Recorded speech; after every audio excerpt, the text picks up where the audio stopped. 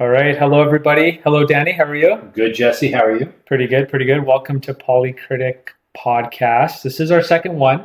This is our first video. Yeah. We were with another team for a little while, but we're venturing to talk about stuff ourselves. Yeah, a little bit of creative differences in that last show. Yeah, that's one word for it, for sure. So I'm going to be hosting today because I think we're going to be talking about some cool stuff, mostly about healthcare and the history around it, kind of like cradle to grave, past to present, misconception, fact, fiction, all those fun things. Yep, absolutely. Okay, cool. So I'm going to just moderate a little bit here, and if I think of something, maybe I'll supplement it. Sure. But yeah, guys, we're going to go through just a little bit of healthcare. I know it's top of mind right now with, quote unquote privatization, even though some things already exist in Alberta. Kind of what's the plan of the government? Where are we going? What are we doing? And we thought it'd be great to kind of chit chat about that so people can, learn a little bit and dive more if they want to. Yeah, I think context matters, and history, going through the history and seeing, like you said, cradle to grave. Where did we begin? Where are we at now?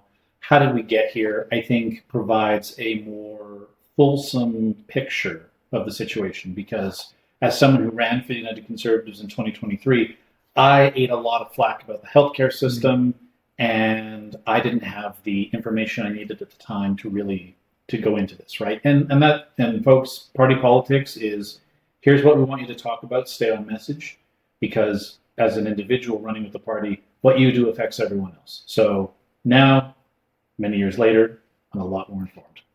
Yeah, you are. I've learned a lot from you already in the last couple of months. Well, you're the king of municipal, so I learned a lot from you there. Okay, I try my best. So let's start off, a little bit of, I'd say, setting the stage. So what did Canada originally build? Where did it come from? Okay, so to begin with, we had in 1957, we had Hospital Insurance and Diagnostic Services Act, and that's where Ottawa offered the provinces and territories 50% of their costs for the program.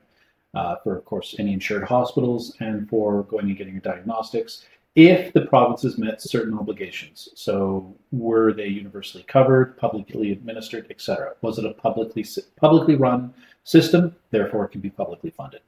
Okay.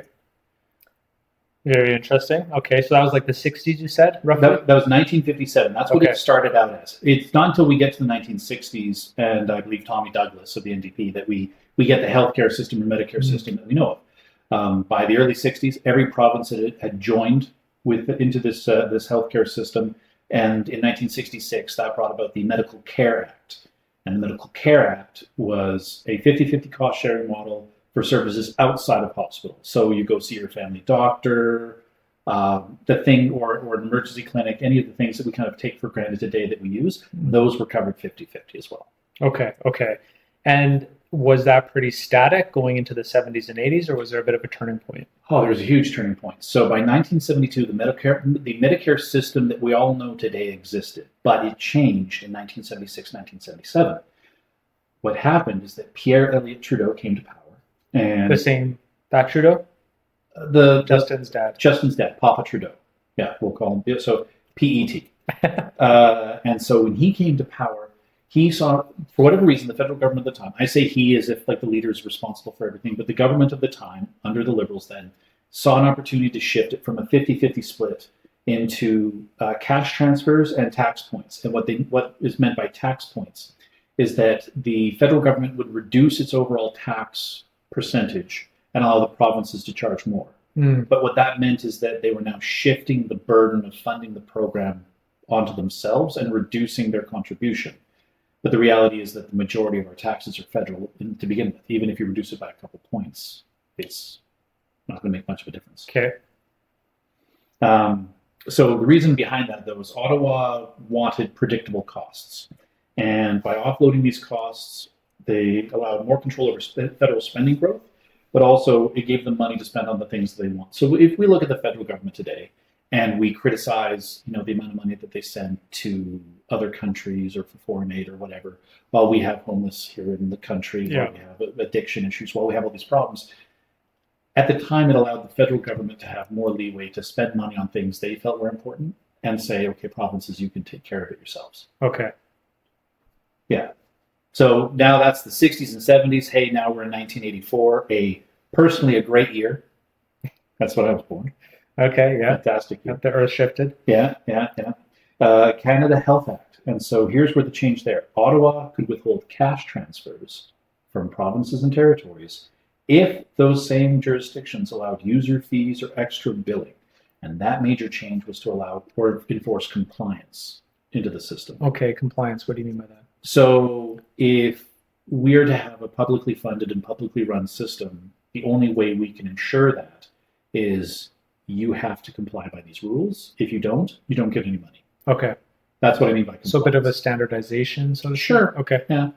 I mean, you think of municipalities, right? They exist because of the Municipalities Act of the province. Yeah. And in order to get money from the province or for certain counties, there's things they must comply with in reporting. It's no different. If you want government money, you have to comply with certain reporting rules or standards. Okay. Not-for-profits, for example, how they report to get grant funding. If they fail to report how they're using the money, ostensibly the city should, or the government that is providing that grant funding should restrict the grant because you're not complying. Do you think they do that? No, that's a loaded question. I know they don't. Yes. Okay. Yeah. That's a topic for another day. Yeah. So that's the 80s. Now we get to the 90s. So in 1990, the feds reduced the growth and then the level of health and social transfers and reduced its share of health spending. And in 1996, the Canada Health and Social Transfer rolled post-secondary healthcare and social assistance all into a single transfer. So instead of individual line items, it's one big item. Okay. And I believe, and many others believe, that the reason behind this was to blur how much money you were actually getting. Okay. Yeah, sorry, I realized. Yeah, just say you're talking to the mic. Okay. You know. I don't have to look at you. Yeah, you got to look at me, man. Okay. So that's how we get to the 90s. So already we've Okay. seen a major shift, right? Yeah. Now we're going to get into the 2000s.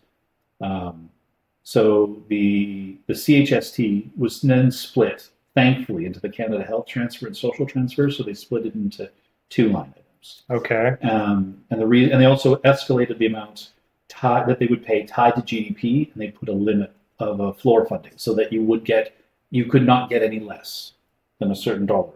Okay. I don't have that dollar amount, Yeah. but it's kind of neither here nor there because we're living in 2025. Yes. Okay. And there were some top-ups, like say if it increased wait times, mental health, COVID, if something was spiking, they would repurpose and divert money to help cover some of that. Okay. Yeah. But that brings us to today. Okay. So today, what we're looking at is, and what I like to say is what's past is prologue, right? That was all just a story to get us to today, our heroes today. What are they dealing with now? Well, I can tell you that as of last year, and remember that we started at 50%, would you like to guess what we're currently getting for healthcare transfers in Alberta? As a percentage of cost covered. I'm going to be really optimistic and say we're getting more. 80%. Oh, you sweet summer child. 19.4. Okay, so we're supposed to get 50 and we're at 19.4. We were getting 50. Okay. The federal government changed the rules. Uh-huh. And declining gains over time. COVID, 2021, 2022, we were getting about 21%. Okay. So, but again, regardless, 50% of your healthcare costs covered to 19.4. And I think that's a big distinction that needs to be made, because when people complain about healthcare in Alberta and how it's underfunded, we can see that this was a system set up to fail, or at least not fail completely, but we were set up for this I don't know what would you call it? Not quite a train wreck. Yeah, not quite a train wreck, which I have a dessert at my cafe called the train wreck. So essentially what you're saying is, they set up a 50%, mostly probably population based, some kind of level there. Yeah. And we've come to a point of 19%. And is that just last year, or has that been down? Was it 27? Was it 42? Hard to say. In the last 5 to 6 years, we have really good data showing that it averaged about 20%. So we're actually on the low end of a 5 or 6 year average. Okay. How come I never hear that number? Well, to be perfectly honest, it'd be a damning indictment of the federal government's responsibilities to healthcare. Okay. Right? Yep. Because the way everyone looks at it is healthcare is a provincial responsibility.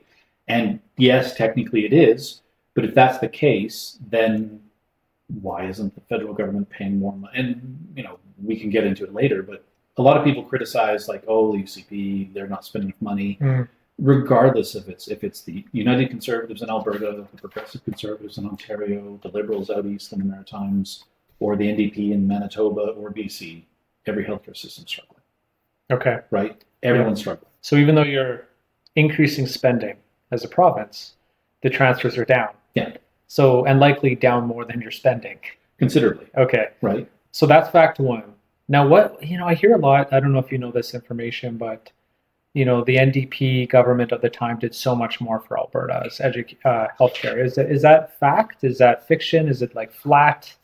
Well, actually, I did look that up. Okay. Because I figured the least we could do is be balanced. Yeah. And so, and there actually should be a distinction made between the Progressive Conservative government pre-United Conservatives and NDP. I will admit that the Progressive Conservatives had tabled a budget that was actually going to reduce healthcare spending. So this is what I can tell you. The outgoing Conservatives had reduced the budget by $682 million and frozen growth for a period of time. When the NDP came to power, they'd reversed those cuts. And in their first budget, they grew healthcare from $18.9 billion to $19.7 billion, or an increase of 2.2%. So they actually did increase the healthcare spending. And then they increased in the following years 4% and 3% increases. So they did, whether it was tied to population or what have you, they were increasing the spending. They stopped a Progressive Conservative plan to reorganize AHS, arguing that any reorganization of AHS would have caused more frontline staff disruption and patient harm. Oh, so the idea of a shakeup of AHS was actually the PCs. Yes. Before the NDP government. It was kind of an idea. So what the United Conservatives have currently done was an idea of the Progressive Conservative government in the past. The NDP didn't want to do that. Okay. For whatever reason, I don't really know, but they felt, or I guess we do know, they felt that it was changing the system would have been difficult on patients and difficult on staff. And credit to the NDP. They did increase capital investment to upgrade existing facilities. Mm-hmm. They hired hundreds of more nurses and physicians. And whether you support this or not, they also brought in safe supply and safe consumption sites. Okay, so that didn't exist. Did not exist under the Conservatives. Okay. That it came into being under the Liberals, and because remember the Liberals came to power in 2015. Mm-hmm. So with a left-leaning federal government and now a left-leaning provincial government, they went with they went with safe supply and safe consumption, which interestingly enough, the BC NDP have stopped that completely. I was talking to a ledge staffer about consumption sites because, as you know, the Royal Alec closed theirs, and apparently next to no negative feedback. No one calling, no one emailing. Yeah. It closed. Most people are okay with it. I think Lethbridge closed. They're seeing, I think it was something about deaths with it was 200 a year. It's now 0. So the data is showing that it's probably a good thing not to have them. Yeah, I'm going to have to agree with that because you take a person, right? You take a human being, and when you fall into addiction, when you fall into that spiral, if you enable it, you're not really helping them. So I think the government did the right thing by reducing or removing access to drugs and forcing, or not. Some part of it is forcing, but really just engaging with treatment, right? Addiction treatment, getting over it, not making it easier. Okay. Yeah. So we had some spending increases during the NDP. How that works relative, the transfer payment decreases, we don't really know. Maybe we'd have to probably dive into that a bit more. Now, under the current government, has it gone up? Oh, amazingly. Okay. Yeah. So I put together from 2015 to today the budget as well as the population. So in 2015, 2016, Alberta's population was 4.23 million people, approximately, and today we're roughly about 5 million people. But in 2019, so the end of the NDP era, their healthcare budget was set at $22 billion. Now there is a couple of years where we're going to have to be honest here. When Jason Kenney came to power in 2019, 2020, That's when they began an AHS review, 20.6 billion. So they removed 1.4 billion from the budget. It's a lot of money. It is a lot of money, Okay. I'm not going to speak for them. I don't Yeah. know why they cut the money, but what we find then is in 21-22, granted, here we are in COVID recovery and pandemic recovery, the budget went back up to $22 billion. They stabilized it. Our population actually hadn't increased that much. Okay. Only like from the Notley era of 4.37 million to the pandemic recovery where we were spending the same amount of money as they were, 4.48 million. Something tells me that although there was a 1 billion dollar decrease with COVID, I feel like there's probably line items in healthcare and other things. Yeah. Just a comment. No, that's a fair comment. And honestly, we could probably do a whole episode doing a Yeah. deep dive on COVID and its spending. No thanks. But that's fair. So then 2023 to 2024, this is where it really kind of picks up. We go from 22.5 billion to 24.5 billion, an 8% increase. Okay. 24 to 25, 26 billion, a 5.7% increase. And then 2025-26, of which we're entering the end of the fiscal year, and so 26-27 would be the new fiscal budget. So we'll see what happens there. 28 billion. So the previous progressive conservative governments were fairly tight-fisted with money, and they weren't really increasing the budget. And yes, under Jason Kenney, the budget did reduce, but then under Daniel Smith, that budget has actually increased year over year over year. And the total population gain from 10 years ago has been 630,000 people, roughly. Okay. So we've increased by that many, but we've also increased our spending considerably. And so what I find interesting is the number of people who criticize the government. And they say, oh, you're not spending enough money, right? At the doors, now granted, in 2023, legitimate criticism, you guys are cutting healthcare spending. Well, we did. We're only now back to where we were previously under the last government. But for the upcoming election, no one can say that we aren't spending more money. So I'm making a mental note. 21-ish, went down a little bit, probably cooked with COVID a bit. Now it's up to 28. 28 billion, so it's gone Interesting. up year over year. It's gone up 8% in the last. More than the NDP's put in. Well, yes. Interesting. Yes, and that's probably pegged to population growth. I think it's pegged to population growth. I think the economy is doing a lot better. But also, it's interesting to note that our healthcare transfers have gone down considerably over the last several years. Mm-hmm. So it would be interesting if I could get the data, if I'd had the data to go back and look at what were we getting during those eras. By the way, something else you should all know is that I believe it was 2024, all of the health ministers across Canada got together and the premiers, and they asked Prime Minister Trudeau, we need more money for healthcare. Mm-hmm. And Trudeau said no. Okay. Your healthcare system. He just screamed no in a meeting? Well, he declined and said, no, your healthcare system's broken and we're not going to throw any more money into it. Okay. Which begs the question, if the federal government, which likes to say, we created healthcare, look what we've done, okay, but you're also underfunding it. Yeah. So the quote actually is, and I quote, throw more money at a broken system. Yep. Wow. Okay. Yep. It is what it is. So the premiers went to the Prime Minister and his caucus and said, could you at least do 35%? Could you cap it? Could you bring it up? Could you get it to 35%? Because if you think about it, what is the highest provincial tax rate in Alberta? What, 16%? Something like that. Yeah. Okay, and then federally it's what, like 39%? Mm-hmm. So a majority of our tax money, both corporate and personal income tax, goes to the federal government. And then we only get a small fraction back for healthcare. Mm. Yet, that is money that should be going and paying for healthcare. It's a system we all expect and use. So where'd the 30% go? Well, much like what Pierre Elliott wanted, is more stuff for the federal government to spend it on.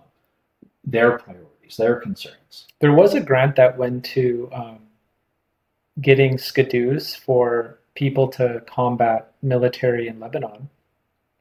I thought that was an interesting grant. 5 million here, 10 million there. So yeah, we are spending money on things that probably, Yeah, well, I think better spent on healthcare. Well, I also think this was a year ago, but I was able to find roughly that it was 15 billion in foreign aid for some really weird stuff. And I'll try and find it for this episode so that you can see it on screen. Yeah. Just where the money was going and what it was doing. And I think our viewers, regardless of their political ideology, would agree that's a dumb use of money.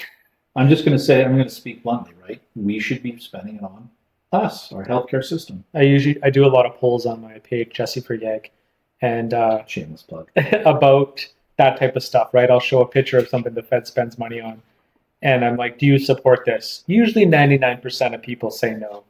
Okay, so before we jump into the final part, so to summarize, used to be 50%. That was brought in by the Trudeau era. It's shrunk to around 20%, give or take. The PCs had a plan to basically break up an AHS, so to speak, redo it. Yeah, they wanted to do a rigorous review and revisit of AHS. Okay, got it. And then that didn't happen when the NDPs came in, more safe injection, that type of, reduction harm. Funded a little bit more, but it's really skyrocketed up to $28 billion under the current government, which leads us to the ministries. There's a lot of them now. AHS has been changed. Are you comfortable talking a bit about that? 100%. Okay. So this is a contentious issue. Before we had the AHS, which is a very large bureaucracy that oversaw everything. And I think many people would agree that when you have a very large bureaucracy, the difficulty becomes in if there's failures in the system, who's responsible. Okay. So where we had one health minister, we now have 4 health ministers. You might be familiar with some of these names. So we have at the top of our list, the Ministry of Primary and Preventative Health Services, overseen by Adriana LaGrange. Okay. And that is responsible for family physicians and primary care networks, community health clinics, and public health programs like vaccinations, disease prevention and screening, chronic disease management, and wellness initiatives. In other words, the programs which are designed to try and keep people out of hospitals in the first place. Okay. So if you have a question about any of that, Adriana LaGrange is the minister responsible. Okay. Next up is Matt Jones, who oversees the Ministry of Hospital and Surgical Services, which covers all hospital and acute care facilities, emergency departments, and surgical programs and wait time management, inpatient care and specialized hospital services, as well as capital planning for hospital infrastructure. In summary, Matt Jones oversees surgeries, ERs, hospital operations, and theoretically construction. Although I will admit, the Minister of Infrastructure executes it because he's the one that has to find the money in order to do it. Yeah. Okay. So is it fair to say a hospital was $1 billion to build? I don't know. Yeah. Throwing it up. Seems logical. Sure. That's not included in the $28 billion. The $28 billion is operating. The $28 billion is operating, maintenance, and some money for upgrades. So so some of that money might actually be like a new hospital, like the Stollery that was announced. Well, the Stollery's no. So the Stollery being a new hospital is a completely different budget line item. That's good to know because that's actually saying that they're spending even more. Yes, so that is true. Some of the money, they might repurpose some money from unused budget lines to pay for it, but really, a new hospital. That's not that's not really considered upgrading. And I'm actually excited for the new Stollery because Calgary has a Stollery hospital. Mm-hmm. We're going to have a standalone, and that's going to free up a ton of space at the University Hospital. And then they're expanding that one. And then they'll expand that one as well. Okay, that's good. And something to consider is that when it comes to building hospitals, funding them, maintaining them, it really is dependent upon population, right? Like demographics change, populations change, but we're talking about billion-dollar assets. You can't just put them up everywhere, which is why, everyone was upset with Klein. But in the era back then, when he was blowing up hospitals, we couldn't afford them. It's bad imagery in my head. Very bad. It's a very bad imagery. But the reality was that we had healthcare systems and hospitals and facilities in areas that did not have the population to warrant it, which meant that money was going. And while that was great for those communities, overall, it was detrimental to the rest of the system. Gotcha. So they had to cut it back and make it work a little bit better. So you got LaGrange, which is preventative. You got Jones, which is hospitals. And then who's number 3? Number 3 is Rick Wilson, who oversees mental health and addiction. Okay. So Wilson's ministry covers addiction treatment services, recovery programs, overdose prevention and response, mental health services, and the integration of mental health supports with policing, housing, and social services. That's a lot. It is a lot. Okay. And you could see all of this used to be, and we're one minister left. All of this used to be one department, AHS and the health minister. I think it's fair to say, I'd like to think this is actually going to work out better, because it's a lot to expect one person in one ministry from handling all of this. So I think this ministry, well, aside hospital wait times, this is the one that's closing the safe consumption. Yes. This is the one where you'd see the addiction and the LRTs. Yeah. It's that approach. It's that approach. The one where it's, hey, we're going to get you into these treatment centers. Mm-hmm. We're going to get you off of the drugs. We're going to get you the supports you need so that you can be stable, as opposed to enabling a lifetime of addiction. And so that gets us to our final minister, Jason Nixon. Okay. And Jason oversees the Ministry of Assisted Living and Social Services, and he has a really cool program, but we'll talk about that in a second. So he covers supportive living and long-term care, such as home care, seniors assisted living, disability supports, social services, and programs like AISH.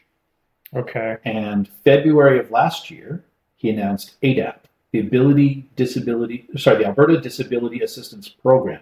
And that's the program I think is really cool, because when he announced it, I thought, finally. Do you know what the limitations of AISH are?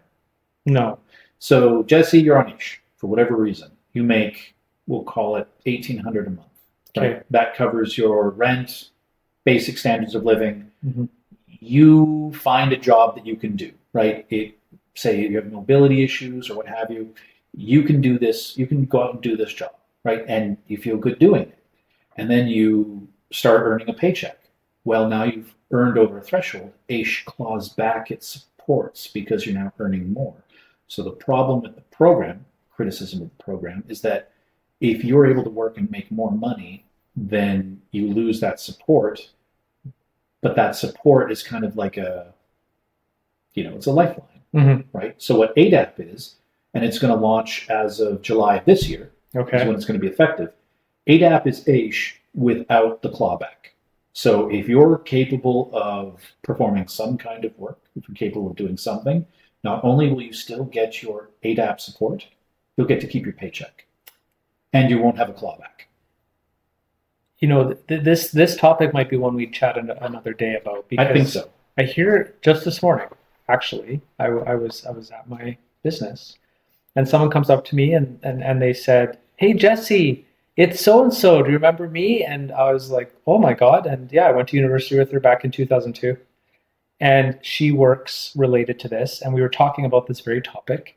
And I think most people are actually very concerned about it. Mm-hmm. So the question is, what's truth versus fiction? I'd love to talk to her more about it to understand, because on paper it sounds logical. It sounds great. Yeah. But I'm sure proof is in the pudding. Yes, and that is something that the Premier said regarding the changes to the healthcare system. Okay. Is like, be patient. Yeah. There's an election in 2027, 2026. Let's watch the program work. If you see, and that's how we're going to judge this government by its success, right? If wait times go down, if surgery wait times go down, if the overall performance of the system increases and people are happier with it, considering the constraints and restrictions that have been placed upon us over the last 30, 40 years in funding, okay. Then it's a healthcare system that works. Gotcha. Right. But I would love we could do a whole episode on ADAP, because I have an employee who had to leave for medical reasons, so we put them on 0 hours because we didn't know if they'd come back. Yeah. And only recently did I have to send them a letter saying, hey, hope you get the supports you need. Consider this letter if your documentation is all filed. Termination for frustration of contract, because they were suffering from seizures, huge mobility issues. Okay. It was not safe for them to come back to work, and there was no modified duties we could give them. Yeah. And so it's just the reality that we do need to have programs in place to support these people. Yeah. And one of the legitimate criticisms that I hear from them and other people, and I'm trying to protect their identity as much as I can, is that it is really hard to get on these supports, which is, I guess, understandable. But then the fear of losing them, right? This is their lifeline. Of course. Yeah. When I own a building, and on the flip side, I own a building, and when I purchased it, I had 8 units, and they were all on AISH. Okay. They were, in my opinion, all able to work, and none of them did, right? And then I noticed that I would get mail with other people's names to those same addresses. So I think there is legitimacy around abuse, Yeah. it's like it's double-edged, right? There's got to be something there. If someone can actually work, they should work, and Yeah. I would think you'd want to, but you also want to eliminate the abuse. So so it's complex, but It is. And I think what unites us, regardless of whichever side you find yourself on the political spectrum, is that we want to ensure that no abuse exists in a system that gives us confidence in that system, but also ensures that any money being spent is going to the right places. Yeah. And I get it. Like, no one wants to think that people are dishonest or that they're unwilling to make changes for the better. But it's life. So we've got the 4 ministries now. Yeah. Could be bloat, it could be streamlined process. We're going to have to wait to see how it unfolds. You wanted to talk about privatization, so tell me more. Like, what are some of your thoughts, your concerns? Where are you thinking? Well, I hear a lot of sentiment about, first of all, I hear the government talking about a European model. Yes. Right? But then the question is it a European model? Like, you look at Switzerland, I think that's one of the quoted countries, and Switzerland is great, but it's a user pay, right? You pay money, which is supplementing the government, right? And I think people's concern is, we don't have enough people already, like there's a shortage, doctors and nurses apparently, and also, there's concern about people leaving the market, right? Going to private to make more money, to moonlight. Now, on the flip side, when I was younger, I dated a doctor, and all the doctors moonlight. So they were all residents, all doing their schooling, and then on the weekends they'd go work at a hospital and make a ton of money privately. So it was already existing. This was like 20 years ago, right? My friends in Calgary pay for private doctors, and they have for a long time. And the private clinic actually caught her breast cancer. So there's positives here, but I see those concerns and those worries, and about will it actually improve services it has versus have-nots, things like that. Yeah, I think that is a major concern for most people, is that if you have a private-public system, will the talent go to the private side and leave the people who can't afford it, leave them to live with substandard care? The argument against that is that there's legislation that states, no, you have to provide the same level of care. And if a public system cannot provide the same level of care or performance, then it calls into the question, what is the value of a public system if it can't actually keep up and perform with private? Because what's the major difference? It's the same money, right? Yeah. If it's all about money, okay, well, we've already established federal government. Where are you? Yeah, that's valid. Some people are saying American-style healthcare. Well, which I'm worried about when I hear that. Yeah. So the difference between like American-style healthcare, so you've got your healthcare insurance, right? Now your taxes are lower. Well, it depends on the jurisdiction, but in general, with the Americans, they make more money than we do per year.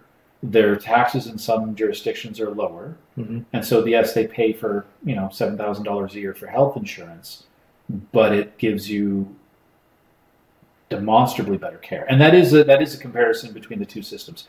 Canada's is better for equitable access; everyone can access it.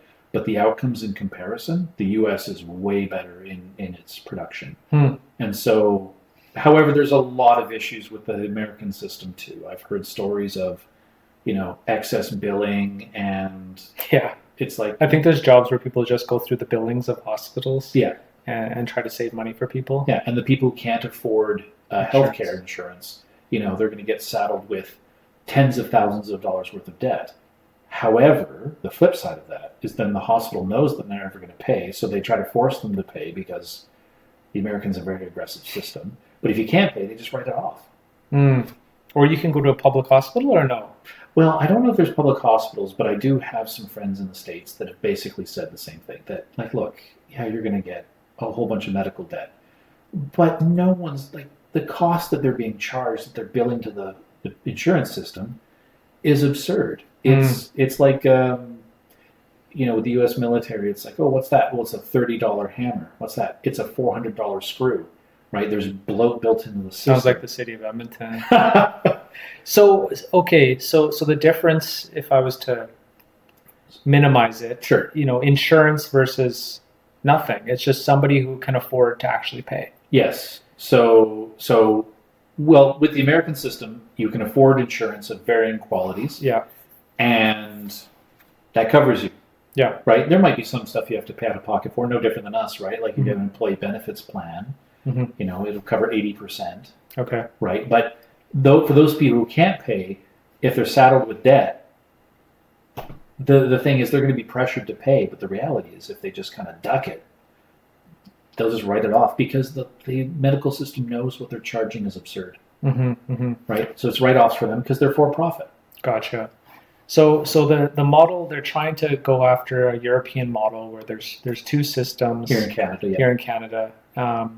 In theory, it's going to there's always that assembly line of knee replacements, right? It shows someone leaving the line to get it privately done. It speeds up everybody else. Yeah. But Smith, kept saying, I've seen this a lot, and I think I've talked to you about this, a couple comments where she says, we're going to solve it in 90 days.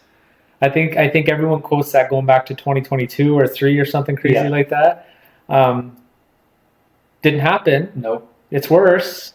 Yeah. But maybe that's, talking about the previous segment, you talked about, well, transfers are down, only limited budget. We have had immigration, 800, 600,000 population growth. 630,000 people, yeah. Right? Those are other factors. Now, another thing, they'll say, well, Alberta was calling. We told everybody to move here. Yeah. Double the population. Sure did. So, I think we might have to eat a bit of crow over that. I believe that the whole 90-day thing was to inspire confidence, right? Because think about it. This is a problem that has been simmering for decades, and we've been pushing it. I think, here I'm going to get into a lot of opinion. I think the healthcare system in Canada is viewed as kind of a golden calf, right? It's sacred. You can't touch it. Because people are worried, rightfully or wrongfully, that any changes to the system will be worse because although it might not be great now, at least we have it. But if you change it, there's no guarantee that we're going to have the same level of care, as poor as that care might be for some, as we had before. I think the 90-day thing was just to give people confidence. But the reality is, look at all the things those 4 ministers look after. We had one system doing all of that. It took years to set it up, figure it out, and provide some kind of clarity on who was going to do what and be responsible for what. So now the great thing is, if the public is really angry over something not getting done, the one person who's responsible, as opposed to a massive, nebulous organization. I do think accountability is important and delineation of, who's responsible. Because I even take this at the city level. I was talking to someone yesterday about snow. And we're looking through the organization of who manages snow. And did you know there's not one area in the entire city that has the word snow in their name? Really? And I think to myself, why? Right? To me, it creates chaos, right? It creates a situation where you don't know who to go to if you just had a question about snow. It's actually called parks. And they also do snow. And snow is one of our biggest issues in Edmonton. We're a winter city. We're a winter city. So you're like, okay, so that's dodging accountability. That's like an AHS thing to me. It's like you got AHS. Well, who's responsible for mental health? Next thing you know, it's 3 weeks to get a document back and it's the wrong one. Yeah. Same at the city. Who's responsible for snow? You call 311? They don't even know. It's going around in a circle. So I think those lineages are very important. No, I think 100%. Accountability is a big thing. I don't think anyone would disagree that accountability is a big thing. I think it's just how we go about doing it is where we have some complaints and arguments. And also, what does that accountability look like? I also think about 90 days. I think it's very, I love when people say that because I think even our mayor said the first 100 days, and it's I think then you're hit with the bureaucracy. Yeah. And I think that's conservatism, is to not be bureaucratic, to get out of the way, to let progress prevail. And so I think it's admirable when people say 90 days. I think it's the system that stops you from achieving it. I think that'd be fair to say. Because, the bureaucracy is growing to manage the growing bureaucracy. Yes. Right?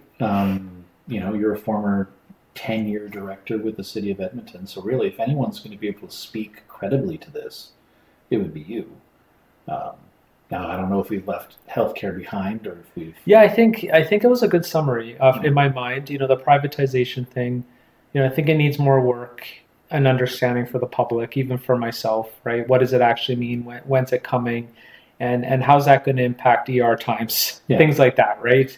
Yeah. Because that's what people care about mostly is like, am I going to get seen and am I going to sit there for 10, 12 hours a day? Right. And especially like in the last couple of months there or the last several weeks, I should say, where we had that 44-year-old gentleman who passed away in an ER. Turned out to be even 4 other people at the same time. There turned out to be a bunch of other people that have also suffered. So what I will tell our listeners and what I will tell the general public is now you have the names of the ministers who are responsible for what. And what are they again? The 4? Matt Wilson, Adrienne LaGrange, Jason Nixon, Matt Jones, Rick Wilson. I merged the two together. Yes. So Adrienne LaGrange, Matt Jones, Rick Wilson, and Jason Nixon. Those are your 4 ministers. And if you're listening, ministers, we'd love to talk to you more about healthcare anytime, okay? Oh, yeah. What we'd love to do is sit down and do an interview with you all. Yes. Stay tuned. Well, that was good. That's coming up on 45 minutes. It was a good summary for me. I really, a nice grasp of what happened, the 50% down to the 20, the funding mechanisms between governments, because there's a lot of, convoluted comments about that. Yeah. So thanks for finding those facts out for us, Danny. You're welcome. Okay. Well, stay tuned. Next week, Polycritic is back. We'll come with some new exciting topics. If there's anything you want to talk about, send us a message, a DM, Jesse for Yag, Dan for Yag. Yeah, chat us anytime. Otherwise, have a great week, guys. Yeah. See you. See you later.